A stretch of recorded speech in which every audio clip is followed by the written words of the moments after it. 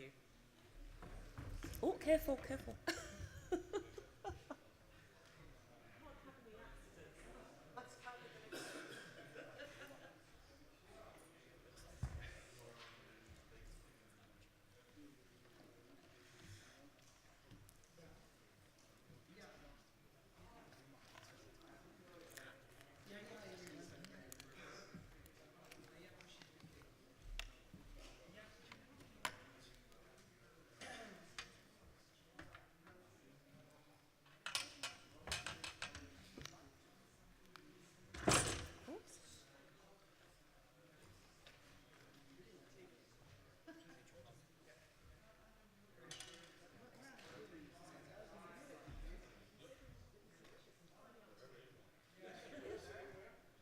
I might stand up.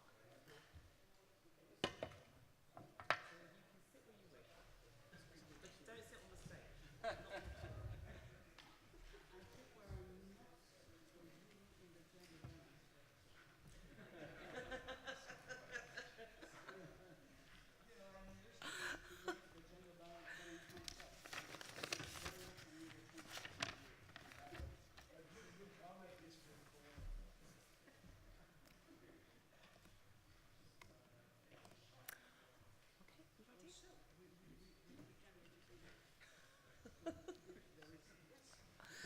Chair gender balance, ladies and gentlemen. And I think we're ready to start. So please do come on in. Everybody is welcome. Good morning, ladies and gentlemen, and welcome to the seminar, Ensuring Secure and Resilient Supply Chains. My name is Juliet Foster, and over the next 80 minutes, I'll be analysing supply chains and the security and resilience challenges with our panel of experts. Now, you too will have an opportunity to ask them questions, but before you do, could you please give your name and that of the organisation or publication you represent? Also, I would ask that you keep the questions brief, as our time in this room is limited. We have to leave at 20 minutes past 12. Now, supply chains are the backbone of the world economy, fueling consumption, trade and economic growth. To be fit for purpose, they must be flexible, with an ability to improvise, which is why some experts have compared them to athletes. Just as the sprinter must run faster, so supply chains must churn out low-cost, customised, high-end goods with a global client reach. In response, companies have developed complicated networks of interdependent shops, factories, warehouses, and freight terminals. Yet these same complexities have made supply chains vulnerable to partial or even total collapse when things go wrong. How businesses respond to a disruptive event can be defining. In 2011, an earthquake with a magnitude of 8.9 struck the coast of Japan, triggering a tsunami and a meltdown at the Fukushima nuclear plant.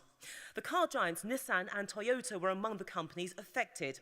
Yet it was Nissan that recovered its lost market share more quickly because it was able to access alternative suppliers.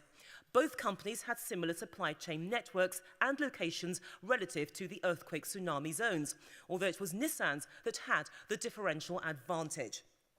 Now, the disaster revealed the importance to companies of dispersing the flow of information and the physical locations of their production. Capturing and sharing information through existing or expanding supply chains benefits the overall manufacturing process and mitigates elements of risk.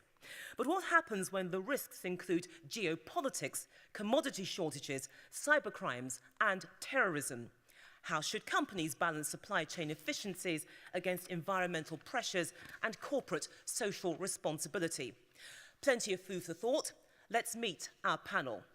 Starting first with Christian Labrotte. He's the president of the International Road Transport Union.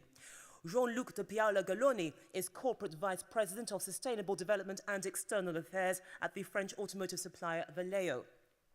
Alan McKinnon is Professor of Logistics at Kuhn Logistics University, Germany. Catherine Trautmann is the European Coordinator for the North Sea Baltic Core Network Corridor. And Ricardo Trevino-Chiappa is Deputy Secretary General to the World Customs Organization. All of you, good morning and welcome. Now, the panelists will each give a 3-minute introductory statement, and this will be followed by a discussion and an audience question and answer. I must stress 3 minutes. So let's give the floor to Christian Labrotte, President of the International Road Transport Union. The floor is yours. Thank you, Juliet. Yeah, as you said, we are talking about supply chain. I think in a globalized economy, commercial road transport plays an irreplaceable role and is connecting every business in every region. Most of the time, the supply chain starts and ends with road transport.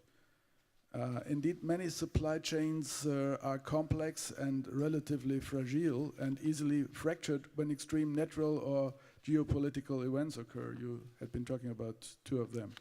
These factors are external risk factors. However, there are also operational risk factors from the road transport perspective, to name only the three most important ones. That's driver shortage. Driver shortage is not anymore a problem. It's especially in Europe, but as well in other parts of the world, it has become a crisis. In fact, a shrinking pool of available skilled labor, increasingly complex technical and regulatory requirements, and new socio-demographic patterns and styles of living, insufficient public awareness support, and a looming demographic imbalance within the driver population causes this driver shortage. To give you some figures, for example, for Germany, the country I'm coming from, the next 10 years will be short of 150 to 200,000 drivers for the next 10 years. That means around 20,000 a year, at least for the next 5 to 6. But it's the same in the United States, and in Australia. Trucking Association, for example, reports a current shortage of 35,000. Second point is road safety. Road safety has always been and is, and it will remain a top priority issue for the road transport industry. And for true professionals, every accident is one accident too many. The professional road transport industry does its utmost to avoid accidents. However, if you look to the accidents where heavy commercial vehicles are involved, 3/4, 75% is caused by the other road users and not by the trucks. And the third point is security. An IAU ITF study some years ago demonstrated that criminal activities were becoming more violent towards international road transport operators. Within 5 years, 1 driver in 6 fell victim to an assault or other form of organized crime, in most cases when the vehicle was parked. So we can talk about some solutions later on, so I don't talk about my proposals for the solution, but we can have this in the discussions. And you will get the chance to air them, but thank you so much there for outlining the problems from the road side of the equation. Christian Laborde. Can we now hear from Jean-Luc de Paola Galloni? The floor is yours, 3 minutes. Thank you very much. Well, I belong to a B2B large global company that is a little below 20 billion euro turnover. We are 188 plants in 33 countries.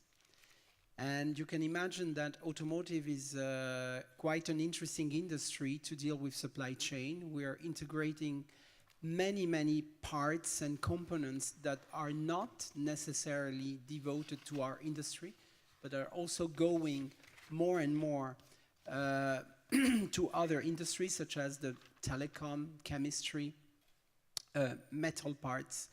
And as much as we're moving more and more to electrification and autonomy, we are making a huge electronization part of our supply chain, which means that the Bosch, the Valeo, the Conti, all the B2B tier 1 suppliers are having to share more and more what is the kind of supply chain of Apple, Samsung, and these kind of companies.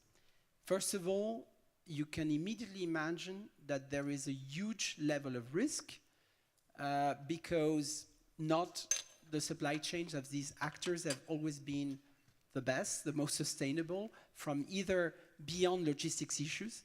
And secondly, if there is a disruption, and what the moderator quoted, when there was a tsunami, we had to share the chips for televisions, for phones, and not just for cars, for sensors in vehicles. So here you have a real dimension on what will be the huge challenges of the logistics of a huge industry like ours. We are working in being pushed by one tremendous lever, which is the financial one. Because more and more financial markets for companies like us that are public companies in stock markets worldwide are only investing in resilient and risk mitigating companies. And this makes us mine. I worked for 10 years in making Valeo a #1 in sustainability Dow Jones in logistics, and this is a huge achievement. And this makes really prevent the risk. But then we have also solutions for logistics in cities, and this is the other dimension I wanted to bring quickly here, is that as inventors of the valet parking, the park for you, and the very beginning of autonomy in cities, it means that vehicles don't need to park anymore. Any mayor understands what's the impact. You can remove many of the parking surfaces and free them for the freight, as far as the freight really delivers, stays 5 minutes and 10 minutes. So that could bring new dimension of better policy between bus lanes, and private parking will be just underneath because the parks and the vehicles can park by themselves. So I stop here to respect the 3 minutes, but I'm open to further discussions. Thank you very much. Plenty of food for thought there to consider as well. Freed up parking spaces, creating more space on the roads. Interesting, one to develop. Let's talk now, or hear now, I should say, from Professor Alan McKinnon. 3 minutes. Okay, I had the pleasure of moderating an ITF roundtable on supply chain resilience, in particular its relationship with sustainability and with economic efficiency back in April. It was a day-and-a-half brainstorming session, and it's going to be very hard summarizing this in just 2 or 3 minutes. But one of the things that we tried to do was to look at the trade-offs that companies have to make between resilience, economic efficiency, and sustainability, particularly the environmental aspects of sustainability, because regrettably those 3 sets of objectives are not fully aligned. If one looks at the relationship between resilience and economic efficiency, unfortunately, we still see the economic paradigm dominating business thinking. Over the past 50 years, best practice in supply chain management has been driving down inventory levels, wider sourcing, centralizing inventory, a whole series of things which have made our supply chains more vulnerable. And that would have been acceptable if risks were in decline, but on the contrary, over the past few decades, geopolitical risk, economic risks, climate risks have been increasing. So what we need to do is to raise the profile of resilience really in the corporate agenda. We've now had about 20 years worth of research on what companies can do to make their supply chains more robust, and also to help them recover when disruption occurs. But the feeling, I think, from the 35 experts we had in the room was that many of those good practices in resilience are not yet fully applied. That there's still a high degree of complacency on the part of many companies. They still prioritize short-term economic performance against dealing with risk and resilience issues. Looking at the other pairing of the links between economic efficiency and sustainability, there it seems there is a very close correlation between these 2 things. That many of the things that companies have done over the years to improve the economic efficiency of the supply chains has had a beneficial environmental effect, because in many cases it involves reducing energy consumption or reducing waste in the supply chain. So those 2 objectives, it seems, are fairly well aligned. What we also did in the round table is look at the ways in which we can improve the trade-offs currently made between resilience, efficiency, and sustainability, looking at the extent to which improvements in technology can help us do that, and also the extent to which companies could work together to collaborate in developing contingency planning, for example, or to share logistics assets, because we thought that by doing that, we would achieve much better compromises between these different supply chain objectives. Okay, thank you very much there, Professor Alan McKinnon. The key themes: economics, it seems, taking precedence over practicalities, also managerial complacency. Catherine Troutman, 3 minutes. Thank you very much. First, in the TEN-T policy, in the European Union, we were confronted to first challenge, which is having directives without any good transposition. So gaining efficiency is sometimes like in alternative fuels, in safety on roads, just having in the same time in a good methodology and common methodology with common standards, having the capacity to transfer these European orientations. So greening freight transport through modal shift and how the European TEN-T corridors can help to make it happen is one of the topics you mentioned. Resilience of the transport chains can be enhanced by developing a multimodal network with alternative routes, using the same or different transport modes with either shifts in the connecting nodes. This is a key point, linking long distance and short distance last miles in urban nodes, for example, or having, and this is the second orientation, as we do in our corridor and in the North Sea Baltic corridor I am in charge with, is the connection between seaports and inland terminals, because, of course, we need to have this connection, like for Antwerp, in which there was a problem for rail, like in Rotterdam, as they did it with quite a success. Rail freight has to improve its attractiveness in terms of reliability, traceability, to successfully compete with the road sector. This is the demonstration we need. Collaborative approaches. It is a second point. We need to use new solutions. Example of simple in a very interesting startup in the Netherlands. They developed a software application-based system to bring shippers and logistic providers together in a trusted environment, acting in a honest broker, to reduce empty runs and thus enhancing the efficiency of the companies. Data protection is also a common duty to build trust. So this is the way we work, ITS and digitalization more broadly, and the need to take European approach to this transformation and having flagships. So, for example, and I finish on that, in my corridor we are connected to 3 flagships actions. One is with the alternative fuels and the deployment in Europe between eastern part and western part and north and south. The second is safety on roads between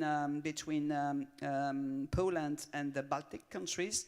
And the third is digitalization for multimodality. So I can answer to questions about that. Excellent, thank you very much. The value there of modal connectivity and the collaborative approach. Our final speaker, Ricardo Trevino Chapa, 3 minutes. The floor is yours. Thank you, Yolette. Good morning, everyone. Good morning also to my colleagues, speakers from this panel. Thank you for the organizers. Thank you to the organizer for this invitation. It's a great initiative to be here again. And whenever we're talking about logistics and supply chain in the international trade, customs is always on the center of discussion. And customs role in time has evolved, starting probably if we go back 4 or 5 decades with the protectionism era, when customs were focused and prioritizing revenue collection, and then we started with the free trade agreement proliferation in the 80s and 90s, in which facilitation was the key role for customs. And then after the September 11 in 2001, protection of society and security was the principal concern for customs administrations. And it was until this moment that customs administrations started to focus on security on supply chain. Because before 2001, customs were focusing only at security or securing collection revenue for what was happening at the specific timing of an import or export, but not securing whatever was happening before. So it was until 2001 that there was a complete shift on customs role, and we started focusing now on security of supply chain. And today we are talking about the three elements, of course, revenue collection, facilitation, and security, which traduces to economic development. So now I think customs in its role, it's an important factor also for economic development. And this could be achieved not only through facilitation, which are great initiatives in this regard. For instance, last year's the World Trade Organization's facilitation agreement was something that has pushed forward in the facilitation aspect. But security is something that World Customs Organization has prioritized through its tools and some documents and the standards that has been published for our members to implement. I would stay there and let the panel flow so that we can speak a little bit further on this regard. Thank you. That's fantastic. Thank you very much. But the main point coming out there is this change of shift in customs as well, incorporating security to the supply chain. Can I repeat again, ladies and gentlemen, that you will have the chance to ask questions of our panel. There's lots to talk about. Again, before you ask a question, if you could introduce yourself and the publication or organisation you represent. But the opening question I'd like to put to the panel, and really it's up to you guys who draws the first straw on this, is that there was this PricewaterhouseCoopers claim that 75% of companies experience a supply chain failure each year. Now, in my job, we're trained to be very sceptical about the figures. These are the 75% of companies who fessed up, who've admitted it. In which case, that figure's wrong, isn't it? Could you use your microphone, please? Thank you. I think the figure is too low because in reality, it would be much higher if you look. But of course it's a question of the definition. When do you start talking about such a failure? But from the feeling of, for example, I'm working for a German association as well, and I'm talking to my member companies. It's happened quite more often than the statistics. Okay, so it's possibly more than 75%. This is a really horrible question, but I'm going to ask it anyway. I mean, if you had to give a guess as to what the true figure is, what would you say it is? 3 times higher. 3 times higher? Wow. Okay, then. Alan McKinnon. And then, Jean-Luc, we're going to get your response as well to that. Okay, as an academic researcher, I have to apply certain rigor here. It depends really how you define a supply chain disruption. There's another data source, BCI, do an annual survey where they survey about 400 or 500 companies, and they ask them if they've experienced a supply chain disruption that has had a monetary value of more than $1 million US, and that's quite a high percentage, you know. So it just depends really on the scale of the disruption. But this was something else which emerged in our round table, a discussion of what metrics you use here to assess the scale of the problem. Particularly when you're looking at the trade-offs between resilience, efficiency, and sustainability. Unfortunately, the KPIs we use for the three are quite different. And so it was suggested that what we should really do is monetize everything. Because if we could express these three objectives in monetary terms, then we could do sort of more mathematical modeling to work out what the true optimum is that balances the three. Right, but taking £1 million as your starting point. I think that Catherine wanted to jump in there, and then if we can give the microphone to Jean-Luc. Yes, because I wanted to express our preoccupation. For example, in the accident of Rastatt.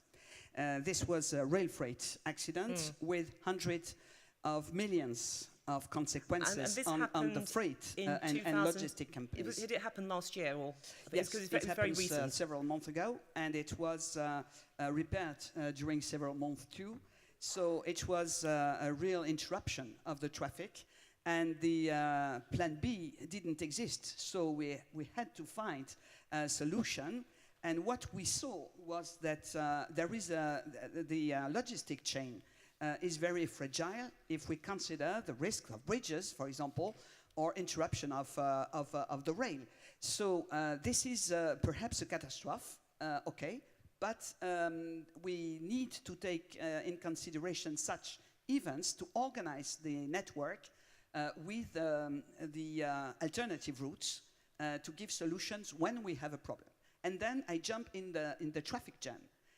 This is, I don't know if it's considered as a source of failure, but because it's an everyday experience for travelers and for logistic companies. But the cost is enormous. So I asked the logistic companies in the port of Strasbourg, I preside, to give me the idea of the cost. It's enormous because, of course, transport is a big percentage of the cost of a company. So if we want to diminish and increase the competitivity, we need to look on this traffic jams consequences.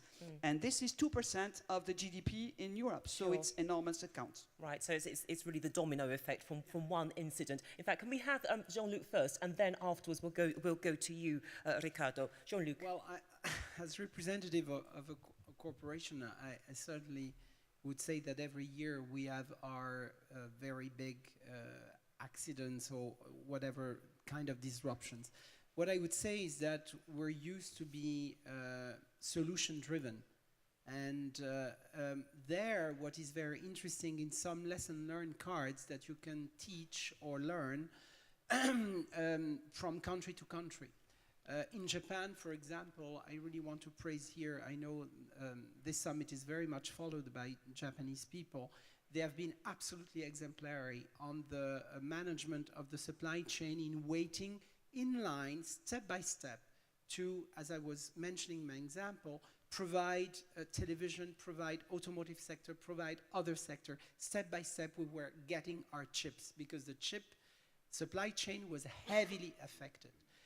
Same story, I would say, from another country you would be surprised by, which was Thailand and the flow that happened a few years ago around Bangkok. And there it was an amazing public-private, I would say, solidarity. Our factories, for example, weren't that affected. We just had to put some machines half a meter above the waters, but we were not really flooded. But other suppliers were. And original equipment manufacturers, our customers, and other suppliers to us, we all tried to get the best deal out of it. The World Bank sent an amazing team to master it. And, you know, even in a country, you wouldn't think of Thailand of being mastering a flood. Well, they did it much better than it would have happened in any other country. And that was also being they were reacting, obviously. Yes. You were preemptive, and that's the key to protecting those chains. Yes. If you like, the divided soul, Yes. so to speak, but you have to think ahead. Yes, yes. And sometimes, I mean, since we have our dear gentleman from the customs, yes, we experience some, I would say, annoying slowdowns. I mean, in our company, for historical reasons that everybody would understand, we do have some trade flows between Egypt and Turkey, and one has been a former colony of the other. And when in Port Said you have containers arriving from Turkish harbors, well, the Egyptian customs like to make it slow down. And when we say, you know, in our system, 30 minutes of delay has a price, well, talk to them. And how convenient, because this is the chance for Ricardo to come in here. You need to speed things up, because if you don't speed things up, it means that it piles pressure on the logistics system, and it means that people like me at the farthest end of the food chain, we pay more, because it's inflationary, these delays. Actually, that was just a little bit what I was going to say. I mean, I don't know if this 75%, how is it measured or not. But just as Jean-Luc just said, I mean, maybe customs itself, for some people, is regarded as a disruption of the logistics. So, but again, considering our three main priorities in customs: security, collection of revenue, and facilitation, historically, the problem has been that most of customs administration have thought of methods of making some kind of balance between these three main priorities. But today what we are trying to shift through the WCO to our members is that we don't need to balance. You don't need to sacrifice either control, you don't need to sacrifice facilitation or a fair and just collection of revenue. Because with the technology available today in the market, you can do the three of them, and you can go 100% with them, and you don't need to balance anymore because. Right. So you don't need that 75% of corporate failure. Well, that 75%, I don't know with the methodology, but if we talk about maybe customs processes, I would say in average around our 182 members, which represent over 98% of international trade, it would be around 15% of some kind of inspections of the volume of operations. Of course, this represents time, and this represents additional costs for the importers or exporters. Because let's stay with the figures before I move things on a bit, because there are a couple of points which I wanted to pick up on, and I can see, Christian, you wanted to respond, because that figure of you said it was probably the failures exceeded 75%, and even with my basic mathematics, 225%. What happened with the rail disaster that Catherine was referring to? That's in excess of the 225% because it embraces countries, it embraces all scope of industry. Christian. Yes, of course, but the main problem, what you said, very often we miss a plan B. If there is a break in the supply chain, or if there is a disaster. To give you an example, last year we had a breakdown of a tunnel project in the Rhine area near Rastatt in Germany. So the railway line was broken for 52 or 53 days. And the cost estimated only for the companies concerned, not for the railway itself, had been 775 million euros.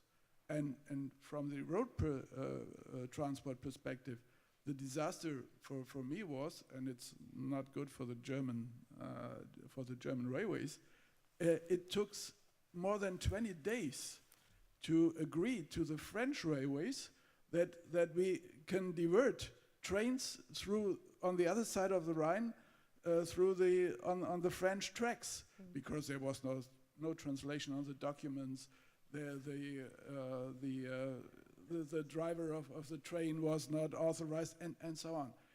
So there are simply operational facts we can work on, and exactly what you said, very often plan B is missing, and then of course road transport is much more flexible because we are able to use other roads.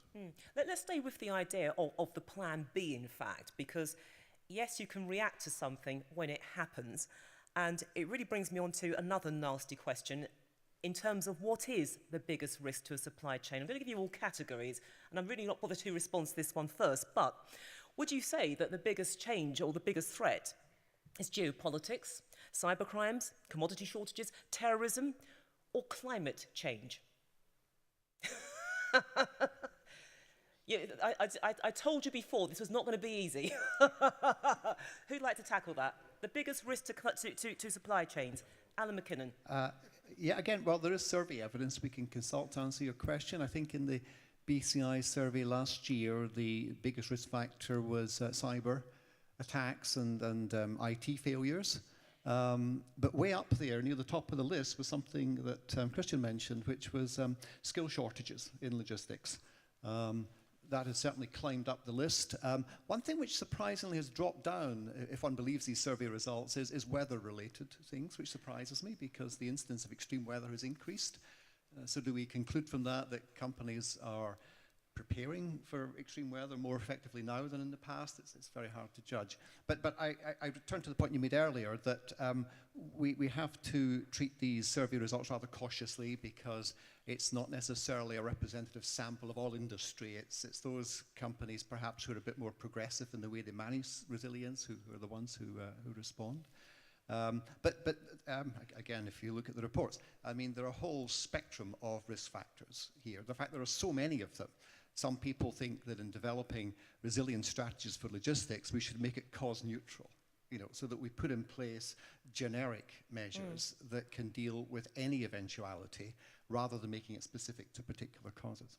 But in terms of climate change, again, one of the themes which emerged from the reading of academic papers, yours included, Professor McKinnon, is that there are some companies which hide behind it. In other words, it's something which is probably going to happen in 100 years' time. I won't be here. It will be somebody else's problem. And Catherine, you're shaking your head there. So this is a mindset that you are familiar with.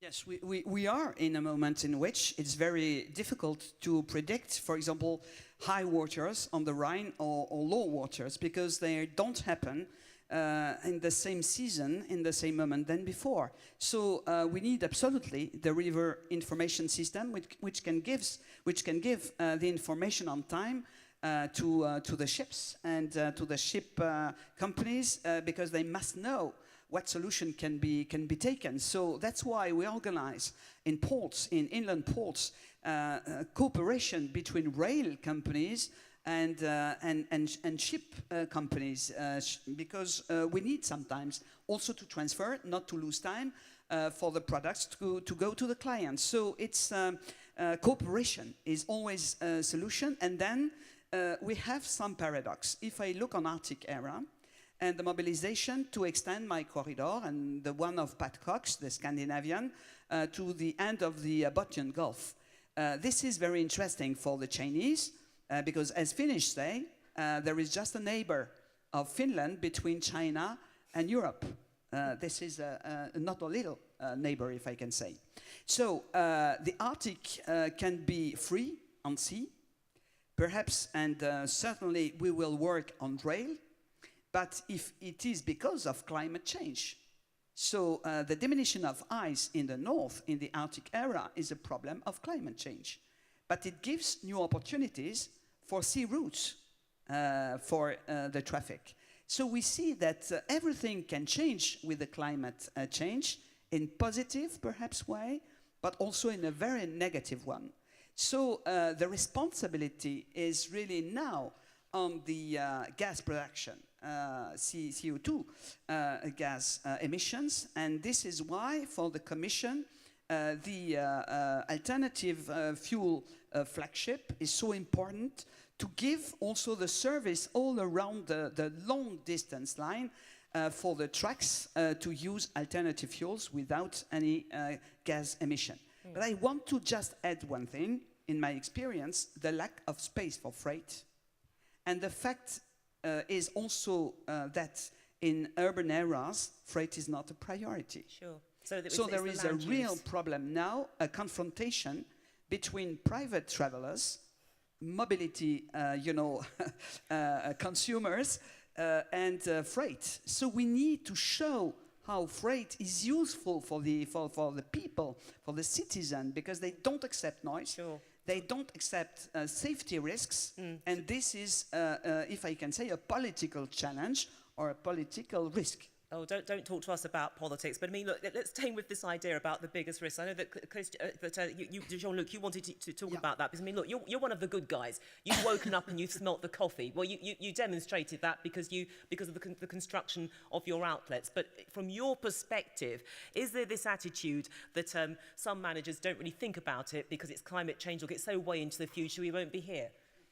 Well, I fully agree with what has been said and very vividly said by Catherine. I think there will be some solution that were mentioned by all of us before, particularly with some technology, with the use of artificial intelligence, big data, and digitalization that are really entering in our world, and they will impact, interestingly enough, logistics. I fully agree with what has been said with climate change. I think, again, it was in my introductory statement, the financial power will rate the bad guys. So the ones that are bad, they cannot stay bad for a very long time.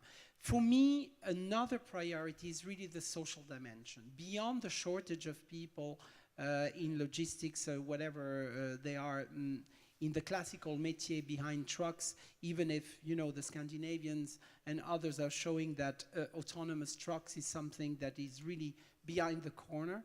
But it's more the overall supply chain where, unfortunately, around the globe and around the world, in many, many countries that are still living their own development, we can't control with the same social standards the supply chain in the most developed ones. And there, I'd like to say that, you know, a country like France has taken a very big step ahead with what we call in French devoir de vigilance, vigilance duty, where actually, literally, if a member of parliament wants to check the supply chain of a French headquartered company, no matter the size, they can go on a diligence and check in the tier 7 that might be in Zimbabwe, where you have an extraction out of a mine, and to check if there are child labor going out there. And if the company is taken in default, well, you're really a bad guy and you can be heavily punished. Sure. So it's maintaining to the me, supply the chain social standard. dimension Sure. is very, very important in the overall resilience of the supply chain. Okay then, and in relation to the question about the dangers from climate change, I know that Christian, you wanted to respond to that afterwards. I'm going to again throw a general question to all of you about technology. So Christian. Yeah, they had so many points raised in the last discussions. To really come back to environmental questions, because truck is always a bad guy. You've just been talking about the good guys. Everybody needs it, but nobody wants to have it. That's our what we have to face. But if you look to the trucking industry and for the operational aspects, for the last 10 years, there was a tremendous development because I have the figures for Germany. If you look to the long distance transport, you simply can have the figures from the toll system, from the road user charge, and there are now 98% of the long distance trucks are better than Euro 5. We have 65% Euro 6 trucks, so really big progress in pollution. So that shows that the industry is ready to invest if the manufacturers provide the right offers. Because I think for long distance road transport, we still have to rely on fossil energy.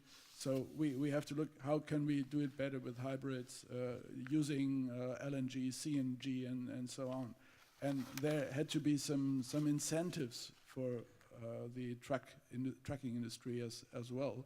So I think they are ready to invest. The last years have shown how much they invested in the best technology which is available, that's Euro 6. But we have to work on this to be still a little bit better. But already, if you look into the last 10 years, it's 95% of the pollution is gone from a Euro 6 truck. Okay, and I think Ricardo, you wanted to respond. Yeah. Thank you.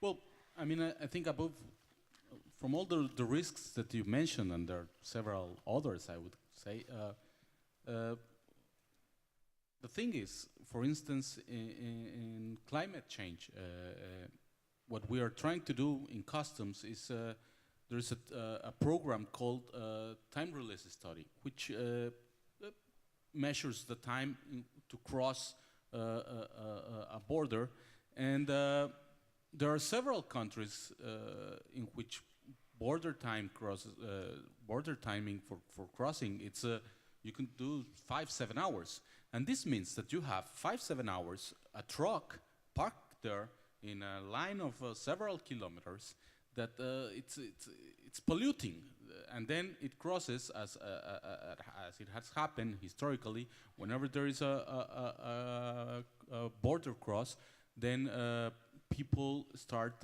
living there, settles there, and then you have an urban area there, and then you have the crossing point in the middle of a big city, you know, and this complicates everything again. And I understand Christian when he says that trucks are the bad guys because customs were always there with you sometimes, and Sometimes. sometimes, and so I think one of the other elements that the WCO is trying to develop and to do with its members is precisely this, to minimize time in crossing. We have a saying which says borders divide but customs connect, and what we want to do is to connect faster, easier, and this will also, of course, impact positively in climate change. Do you allow me a short remark? You can respond to that, just as long as you don't physically hit each other.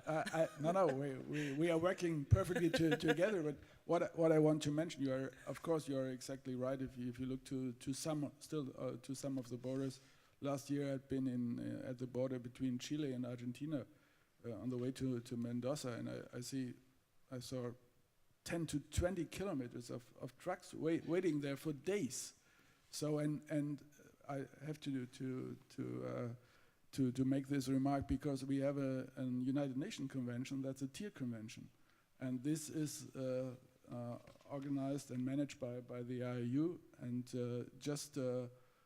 some days ago, between China and Russia, we started the first tier transport under the One Belt One Road initiative.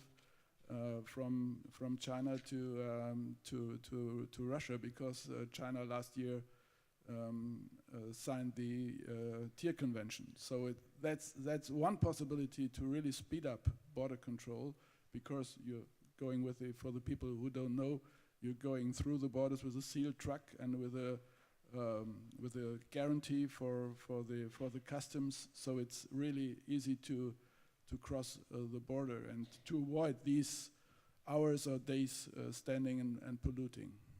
I mean, I want to move things on now to technology, and after you've actually addressed this question, I then want to bring in our audience, because I'm sure there are quite a few things that they'd like to put to you. But yes, we've talked about technology is important to making supply chains resilient, delivering to us the service that we're after. But this costs money, and it's fine if you've actually got a very large corporation, but don't forget, technology isn't static. So what you have today is old by tomorrow, so you're putting new stuff on top of embedded old systems.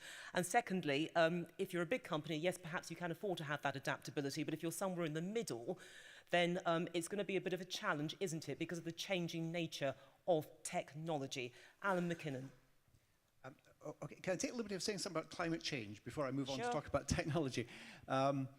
I've just done a book on climate change and logistics, so this is very fresh in my mind. It seems that both on the adaptation and mitigation side of climate change, logistics specialists are taking too leisurely a view on this. They think of what we have to do by 2050, whereas they should be thinking about what to do by 2025. But on the adaptation side and resilience side, I've got some sympathy with them, because it's very difficult to quantify what climate risk is going to be to supply chains. We recognize that the past statistical distributions of weather no longer apply, so we can't simply extrapolate from the past.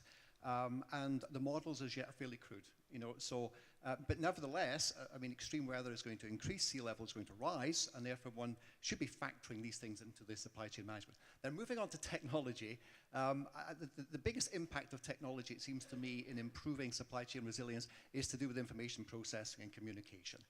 To maximize transparency across the supply chain. But that reinforced, hopefully, by greater collaboration between the companies and the supply chain, who are then willing to share that data. And there might be a reluctance to do that with some operators, because they feel that if they give away too much, it undermines their competitive advantage. Correct. Now, this is one of the paradoxes here, because I was impressed by Jean-Luc, who said that you look back 7 tiers up your supply chain.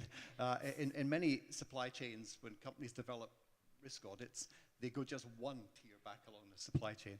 But let's suppose you're a first-tier supplier who realizes that you're exposed to some risk. Are you going to divulge that information to your customer? Because, as you say, that might weaken your competitive position. So we need a change of mindset on this one. But on the technical side, I mean, we've seen a proliferation of sensors across the supply chain. So we're now collecting that data. We've got the analytical systems in place to analyze it. So that is a big way, it seems to be, in which we can both monitor risk, but also put in place the resilience strategies as well. Okay then, Jean-Luc? Yes, I mean, since I am an automotive supplier, the question of technology is right to the point. Let me just remind some progress, because the way you ask the question is as if, you know, it was so difficult to move on. Again, there you have many disbalances of regions of the world, but let's focus already on very good news in developed countries. As I mentioned, I mean, I was referring under the Dutch presidency, this amazing experience of autonomous truck from Scandinavia up to Rotterdam that was inaugurated just 2 years ago. It's real. There are many truck OEMs that are building these trucks of the future. Exactly like in cars, you have very upscale, but you also have CNH and Iveco that have technologies for low cost, but with new technologies. You have also, and let's praise, we have a distinguished representative of European Commission, regulation helps. You know, European Commission has thrown out the first level of regulation, you know, really striving forward the level of Euro 6 also for trucks. And then, let me tell you, we all shared here that urban space, since everybody's moving to cities in the next 2-3 decades, is the key issue. Most of the freight in terms of climate change, in terms of lost time, in loss of cost, is really the last mile. If not the last, but the last miles. There, it's not so much a question of big trucks, it's a question of modular lorries. And there, I think it is something where the solution should be indeed, again, collaborative. It's not just the technology, because the technology that can be inserted will be easily inserted in lower, I would say, segment of vehicles, which are very close to the technology that we have in cars, such as exactly what we do with electric motors, stop-starts, micro-mile hybrids. So there, they can absolutely invade the fleets of freight. But again, to me, the solution will be much more traffic management, space usage for parking. I would say also a certain level of policy. You know, in Paris, we have bus lanes. It seems to me that they are more used by unpolite drivers of lorries than by the bus. And then you have congested car with a higher level of pollution with a third less of the car. Well, we have cyclists who use the bus lanes in London, but let's not go there. I don't want to offend any cyclists. But we have another response to this, because I know that Catherine's put her finger up there. But would you like to go after the lady, Ricardo? Yeah, ladies first. I wanted just to say that there are something else than trucks on road, and sometimes road is not the solution. Even in urban logistics, we can use, when we have some rail solutions, we need to combine modes.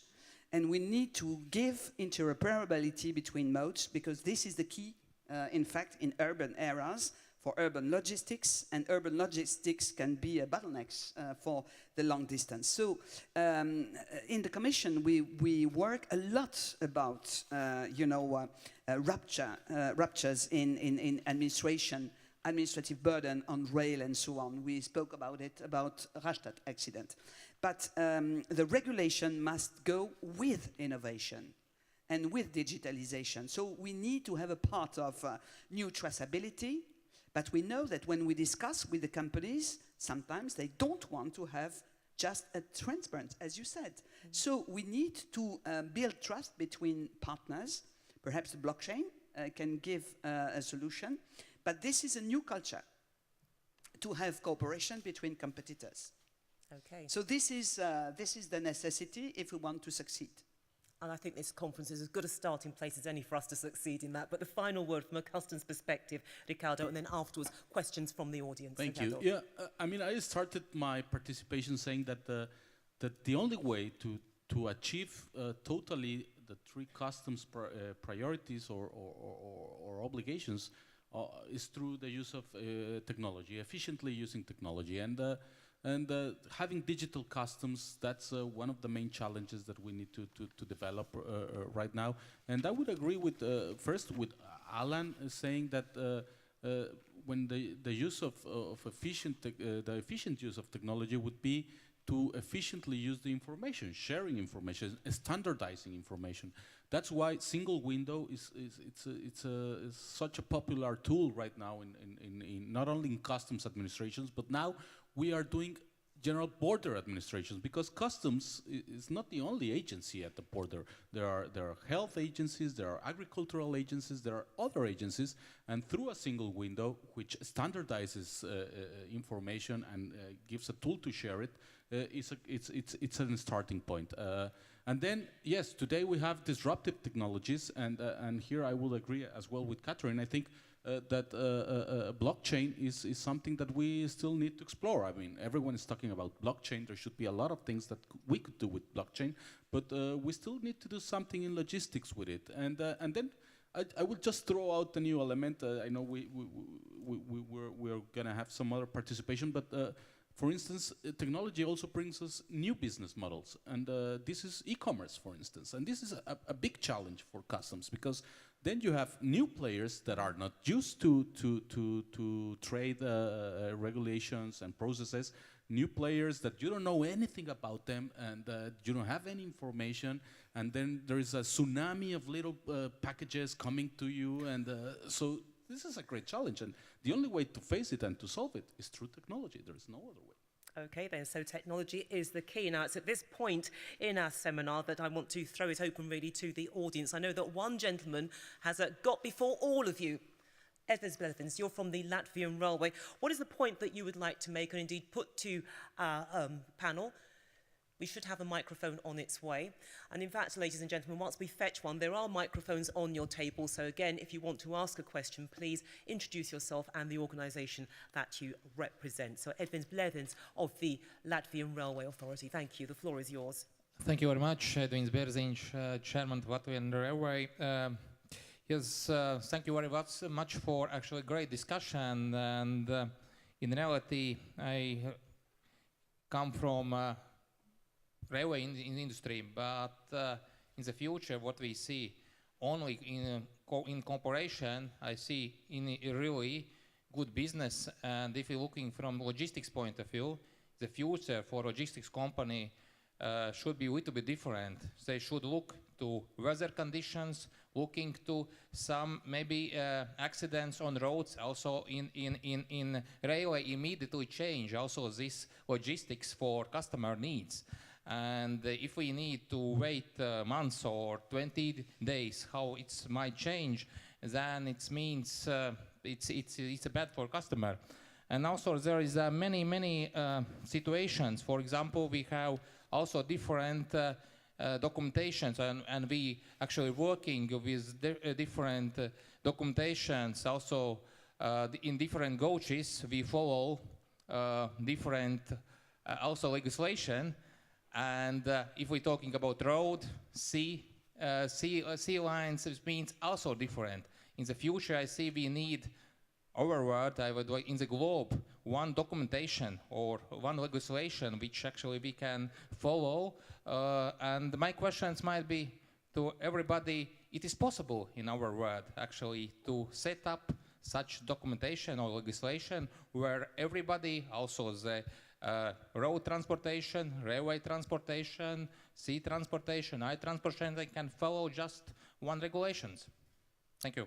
Okay, so single documentation covering all the modal forms really, sea, air, road. Can I have the panel's response to that, please? Ricardo. I think it would make your job easier, surely. Yeah, of course. I mean, no, actually there are several initiatives on this way. Today, maybe we're talking about regional initiatives most of the time. Of course, European Union, I mean, it's one. NAFTA, it's also working on it. There is also, even in Central Africa, a regulation, or even Chile and Argentina have just started a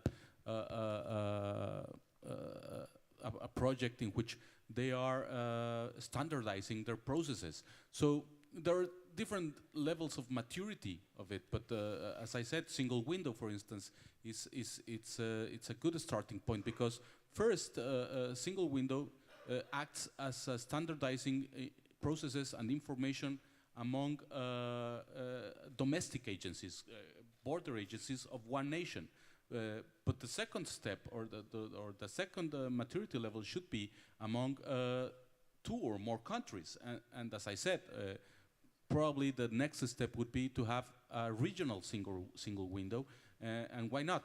Why not dream to have one global single window someday? But of course, this will take time. And having this, it will standardize information, it will standardize processes.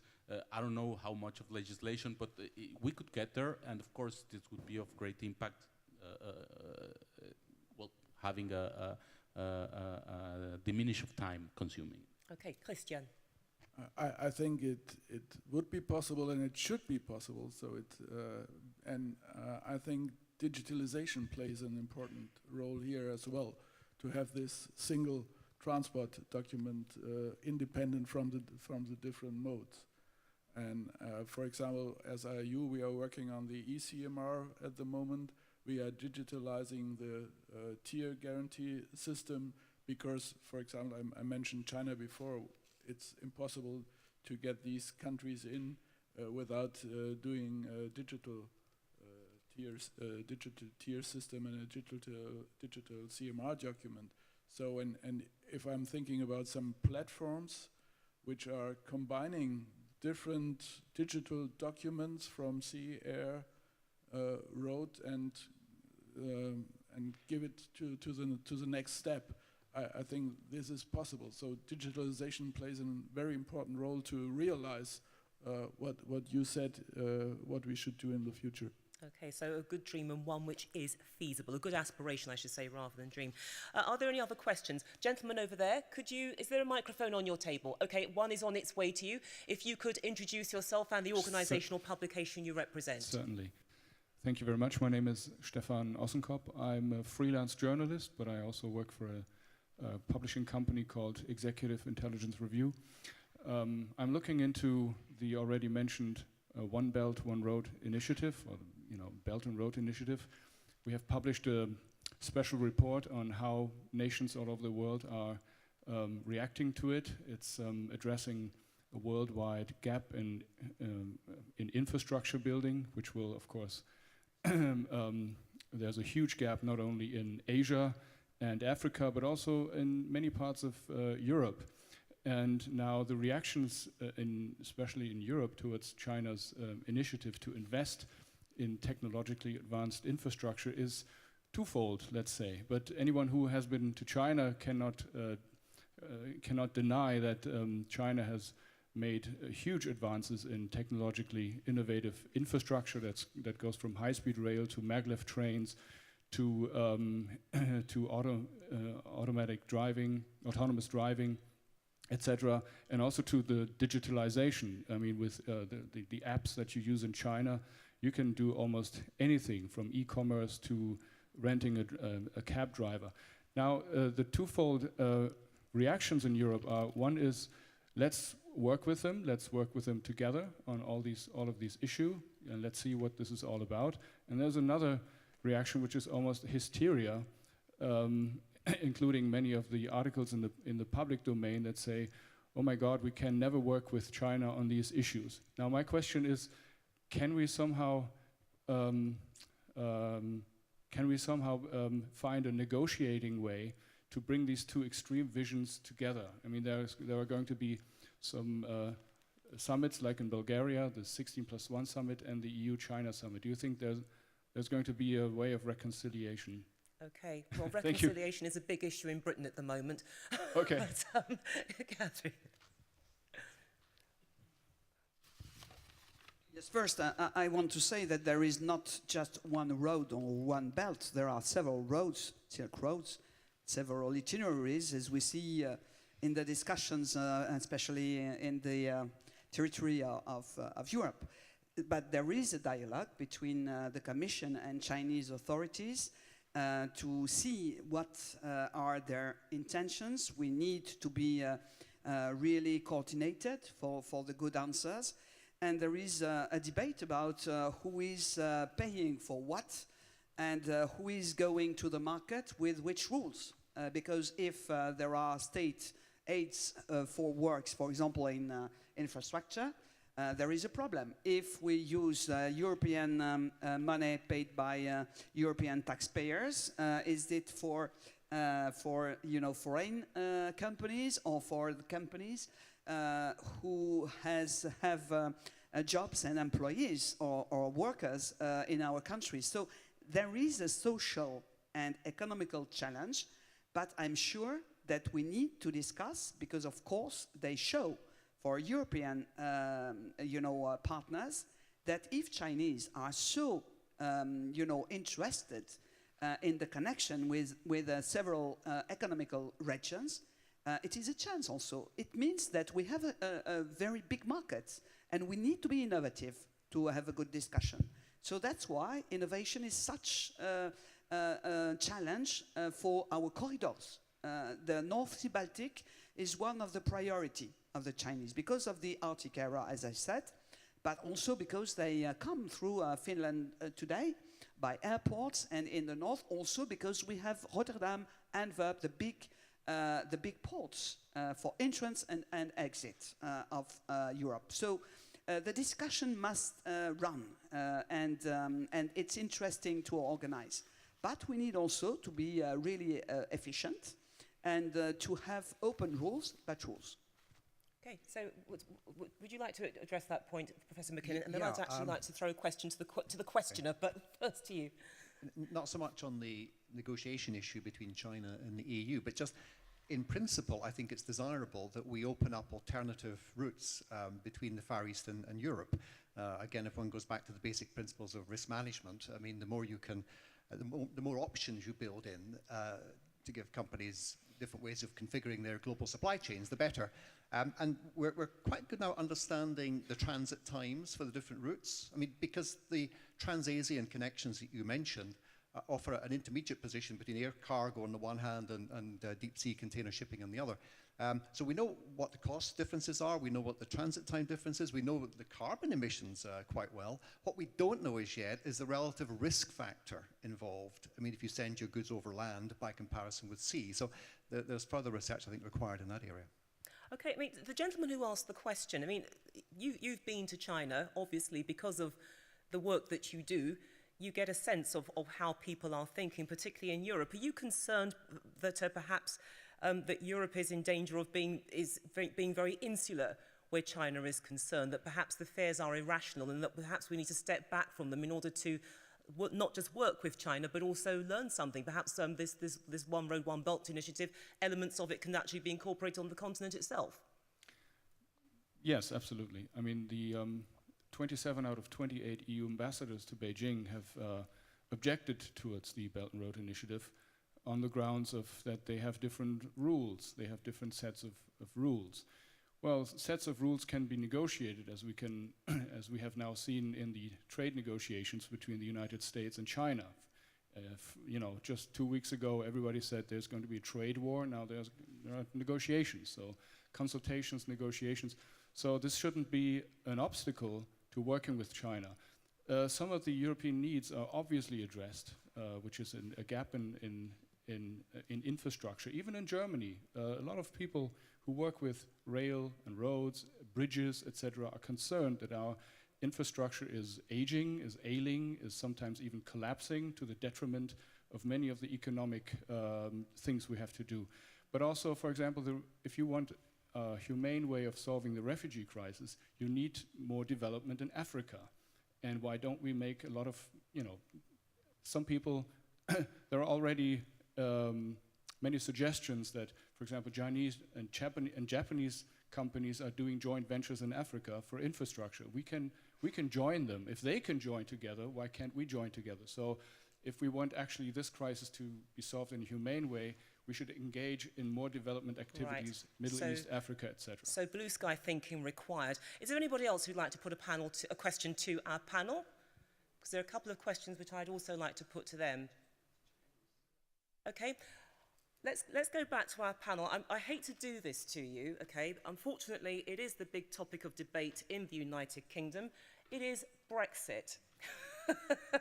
It's the gift, well, journalistically, we say that it is the gift that will keep on giving forever, along with Donald Trump.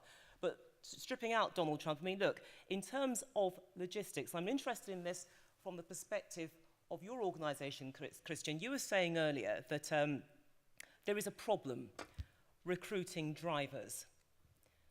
How will Brexit impact on that in terms of the freight operators, the lorry drivers?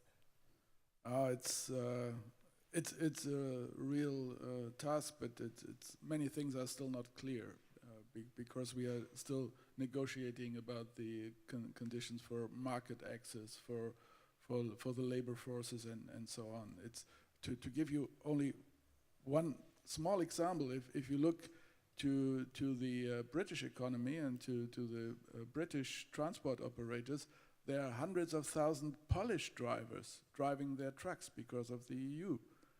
If they are now on Brexit, it will be a big problem for them, and I can say, okay, well, then we have some Polish drivers in the other part of Europe, so our problem is solved. But that's of course not a reality. So there will be still many problems which are still not clear how we can manage. Will we really have border controls? That's one question. If we really will have border controls again, so I'm looking to Ricardo. So maybe introduce tier again in the former European Union. There are so many open questions, but of course, right. But certainly they have to be solved. Sure, but certainly from your end of the supply chain, you feel that it could actually impact. Of course, sure. It could heavily impact. Okay, from the corporate end, and this is where you come into it, Jean-Luc, I mean, how do you see Brexit impacting on your supply chain? Obviously, your supply chain is very agile, it can adapt. Do you feel ready for adapting to that point when Britain actually leaves Europe? Well, it certainly will be a challenge. I mean, let me just remind for the non-expert of automotive industry, I mean, first of all, in the last years, UK has gained a very, very interesting industrial dimension back, which is kind of an interesting thing after the years of Lady Thatcher. And so it is an automotive country, but like any automotive country that has grown up, you have a supply chain where you have 3, 4, 5 back and forth out across the channel from by seas, by train. So indeed, when you are a tier 1 like us and a B2B, we've explained to the British government we're very happy to keep our facilities in UK, but the Brexit puts an enormous challenge on the 4, 5 back and forth that we're not gonna go through extra lost time, extra expenditure in customs, in whatever it will be. So indeed, the supply chain is really at risk, because if there is not a solution that will be found and that will be agile as it should be, well, a lot of the supply chain and a lot of the first tiers, and including the OEMs, will think twice in expanding in UK. Okay then, so the potential there that it could, perhaps discourage some countries from actually investing because of the impact on the supply chain.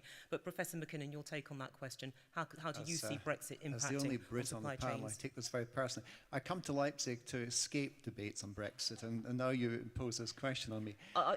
We shared a similar goal, yes. I'm afraid, but okay. You can't get away from it. I did a blog about a year ago, which I entitled Supply Chain Naivety in Brexit Land, because I think the ordinary public, right up to the politicians, those campaigning to leave, had minimal understanding of supply chains and logistics. If they had any grasp of the complexity of Britain's integration into the rest of the EU, they would not have voted to leave, it seems to me.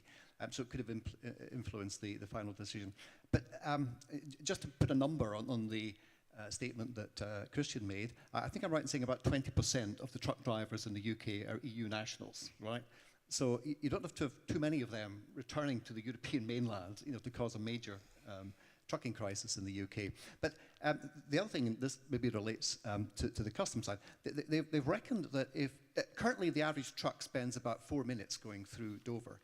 If it's a hard border and that goes from 4 minutes, even just to 10 minutes, you then have a tailback of trucks going the whole way back to London.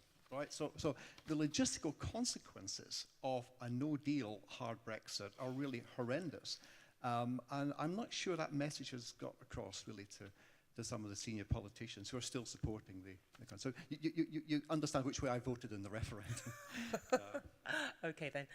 We have only one corridor, which is the one North Sea Mediterranean one, which goes through Ireland and UK.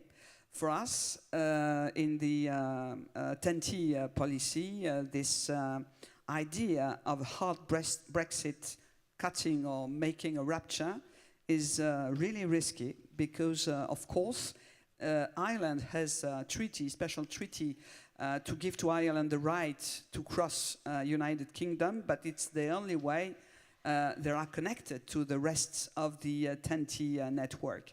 So for the moment, they ask also the question, if it's cut, or if there are customs, new customs, what are we doing? Do we need a new port and to go directly to Atlantic ports and North Sea ports without crossing UK? You imagine the cost, you imagine the problems. So we need to look effectively how the Brexit will be finalized on the commerce agreement, because the commerce agreement will give the basis to the agreement on logistics, of course. If they want to be present in the European market, they need also to take the logistic problem in charge. This must be discussed, because when I work with British companies connected to all Europe and on logistics, shift to rail, ITS solutions, they are totally afraid of this perspective, because they know that cutting this link is really a problem for them and a sort of rupture in the growth and in the results, economical results, but it's a problem for the neighbors, and especially for France. We imagine that we cut on the Rhine the connection to Germany. It's not possible to imagine that, but it's the same on the other side. And we are linked by the channel, sea, under the sea, and through all modes. So now it's a way to understand that this is one of the big risks we have on the logistic chain. We cannot say we have a seamless and smooth long-distance chain if there is a rupture somewhere. Right, so this is really the risk I see, and the reason why, with coordinators and the Commission, we work on solutions. I spoke about this accident of Rastatt, and I said there was no plan B.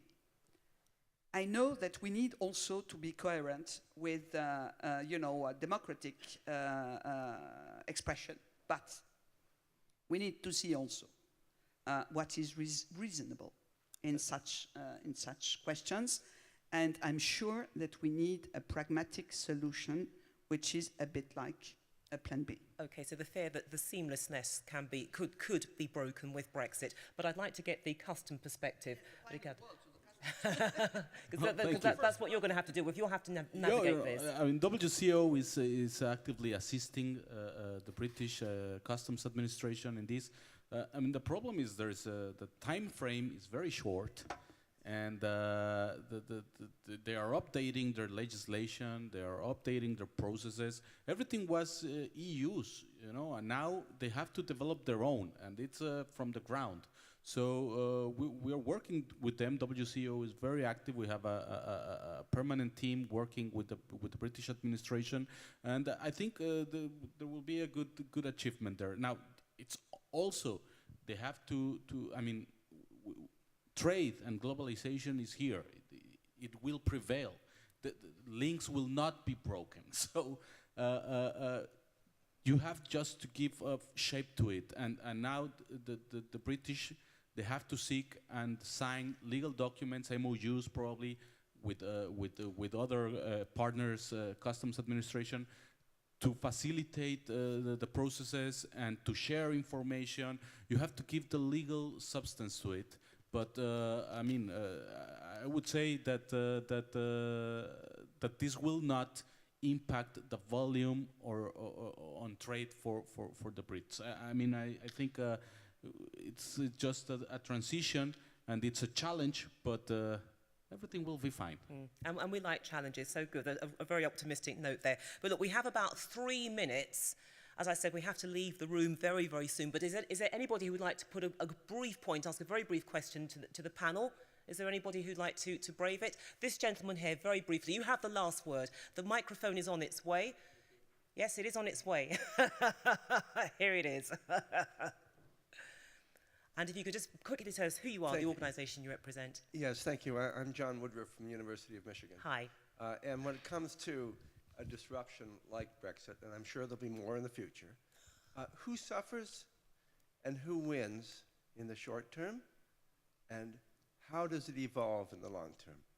Okay, nice and tight. So very, very briefly, your response to that. Who'd like to go first before I nominate? Ricardo, you've drawn the short straw there, very briefly. Everyone suffers, I think. I mean, it's a challenge for everyone. Change is a challenge itself, and these kind of changes, I think everyone will suffer in a short term. But I guess that in the long term, as I said, globalization, international trade, the linkage between the countries and the society itself, it will not be broken. It will prevail, and at the long end, this will be resolved. I mean, something similar somehow is happening in North America. I'm from Mexico, so Mexico, U.S., and Canada are in the middle of negotiation. So, but at the end, I think that the globalization and international trade will prevail. Okay, and Professor McKinnon. Just as a general point emerging from what you said, I think often suffering is part of the process of change. I mean, having spent 2 years listening to the debate in the UK, I think we've gone beyond rational argument on Brexit. It's going to happen. People have to suffer the consequences and learn the hard way. But I think you could extend that principle to supply chain resilience in general. I mentioned right at the start, a lot of companies are still fairly complacent on this issue, and it's only when they have a disruption and it impacts on their business, they realize. So it's a rather negative point on which to end. I'm sure you'd rather have ended on the point that we heard earlier on customers. But I don't see any easy way out of Brexit. And I think the consequences will be widely transmitted from the corporate sector right down to the ordinary citizens as well. And it will impact adversely on the EU as well. So it's, yeah. Okay, well, a slightly pessimistic note on which to end, but I'm going to close things by sounding very, very optimistic. In 30 seconds, because we have to vacate the room. Yes, it's a bit optimistic. It's the right to mobility. The characteristic of the DNA, European DNA, is the right to mobility. That's why we need solutions. But we are very aware and anxious about the fact that many people don't trust now the situation in UK. Too complex, too uncertain, and people want to come to other European countries. This was not the reason we built European Union. So I don't want to finish on a sad remark, but I'm very anxious just in the evolution. But if we are so motivated in mobility questions, it's because it's about fundamental rights. Right, for okay, people and the and final word, and I really do have to draw the line here. Jean-Luc, you have to be very brief. I'll just make you travel a bit because I don't want to finish on a sad note. I was in a panel just yesterday in Stockholm, and what struck me, to show you how some other countries are learning, this is an OECD country. Some countries are not yet member of the club, but one day they will become. And what I was very pleased is to listen to a Scandinavian truck company having had the opportunity to convince Burkina Faso, Ivory Coast, to change from their level of Euro 3 up to Euro 5 and Euro 6 for the future of logistics and trucks in their country. This should be a positive thing where you would never expect that such countries are just learning from us. Maybe they'll learn also of some other mistakes that distinguished group of countries like in Europe we have done. Right. But at least let's not forget that social level of supply chain resilience, climate change depends of many countries that are not yet member Sure. of the privilege club. And that really, well, you've stolen my thunder there, because that was my takeaway as well, actually, the fact that the supply chains, we're not just talking about the movement of goods, it's also the movement of standards and countries working together, perhaps in a way that they had never worked together before, but also constructing a supply chain sector which is perhaps fit for purpose is too strong a word, but which can actually adapt and cope with the challenges of the 21st century and beyond. Ladies and gentlemen, this is where we have to leave this discussion, but could you please show your appreciation to our panel of guests? Christian Labro of the International Road Transport Union, Jean-Luc de Galoni, who is the Vice President of Sustainable Development and External Affairs at Valeo, Professor Alan McKinnon, Professor of Logistics at Kuhn Logistics University, Germany, Catherine Trautmann, the European Coordinator for the North Sea Baltic Care Network Corridor, and of course, Ricardo Trevino Chapa, Deputy Secretary General to the World Customs Organization. Thank you so much for your input. Ladies and gentlemen, thank you for joining us.